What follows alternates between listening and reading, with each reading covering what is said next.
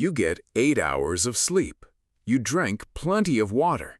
You even log off for the weekend. So why do you still wake up feeling completely drained, carrying a low-grade anxiety you just can't shake?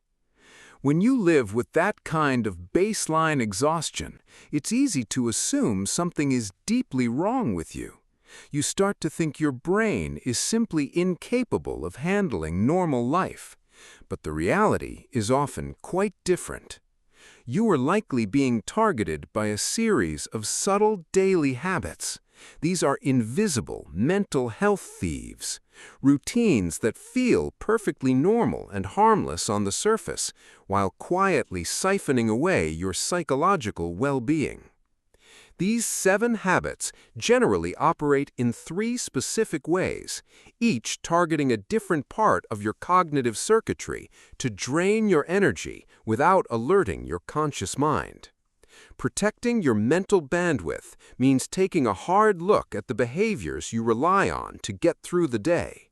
We have to identify how the very coping mechanisms we think are keeping us safe are actually the thieves robbing us blind. We start with the distractors. These are habits that steal your mental bandwidth by hijacking the brain's reward system, exploiting your desire to simply unwind. This diagram illustrates our first thief, emotional avoidance. Endless scrolling and binging feel relaxing, but neurologically, you are relying on quick dopamine hits to actively override the amygdala. While those bright dopamine sparks temporarily block distress signals, a secondary reservoir of unprocessed emotions silently fills up in the background. To clear that backlog, you need to implement scheduled feeling time. Give yourself a 10-minute device-free window each day. Notice how as the distractions fade, that reservoir of unprocessed emotions safely drains out, preventing an eventual overflow. Next is chronic social comparison. This one is clever because it disguises itself as staying connected with friends or finding inspiration for your career. The cognitive drain happens because you are linking your brain's serotonin release to an unwinnable metric. You are constantly trying to outperform a highly curated, aggregated highlight reel of hundreds of different people, leaving your nervous system perpetually dissatisfied. The fix requires a strict shift in routine. Curate your digital feeds ruthlessly, removing accounts that trigger comparison, and commit to a create-before-you-consume morning routine to set your own internal baseline.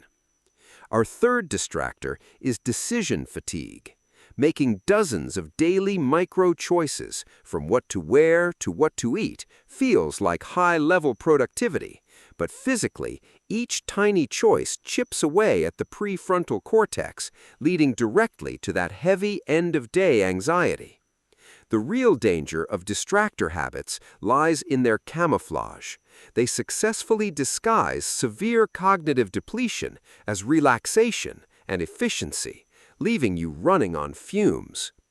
That brings us to our second group, the disguises.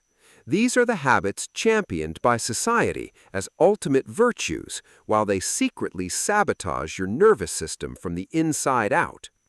Looking at this physiological stress response graph, we can see the impact of our fourth thief, perfectionism. We often praise this as having high standards, but on a neurological level, perfectionism treats every minor task as a literal survival threat, producing a steady rising line of toxic cortisol rather than a healthy cycle of stress and recovery. Breaking this cycle requires adopting the 80% and done rule. For non-critical daily tasks, stop when the work is 80% perfect. This cleanly slices the toxic cortisol drip, allowing your nervous system to drop back down into a healthy recovery state. Our next disguise is validation seeking, commonly known as people-pleasing. It feels like you are just being a selfless, dependable friend, Internally, though, you are creating an oxytocin dependency that is strictly tied to external approval. To rewire that dependency, mandate a strict 24-hour pause before agreeing to any new favor, project, or request. Give yourself a full day to decide if you have the bandwidth to take it on.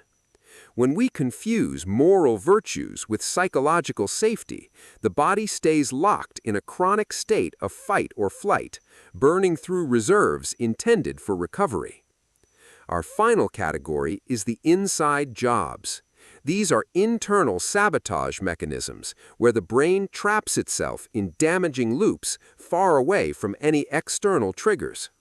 Suppressing negative emotions forces the body to keep the stress response entirely internal. This effort overloads the sympathetic nervous system, physically raising your blood pressure and increasing brain inflammation over time. The replacement here is simple.